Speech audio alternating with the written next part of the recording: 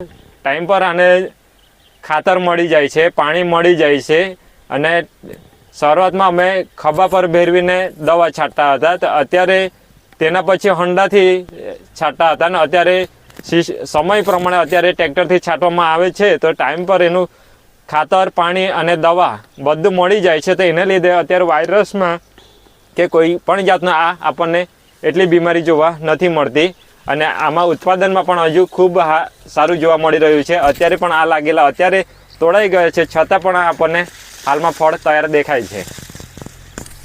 દરેક પ્રમાણે ખૂબ જ અમે આગળ વધી રહ્યા છીએ. મારી સાથે 100 થી 150 ખેડૂત છે જે મારી સાથે જોડાઈને અમે સાથે ભેગા મળીને માર્કેટમાં લઈ જઈએ છીએ અને દરેક રીતે અમે ખૂબ પ્રગતિમાં આગળ વધી રહ્યા છીએ. તો વૈજ્ઞાનિક પદ્ધતિ પ્રમાણે જે ટાઈમ પ્રમાણે જે પ્રમાણે હવે ડ્રીપ સિસ્ટમ તો છે જ, પણ આવનારા સમયમાં ઓટો સિસ્ટમ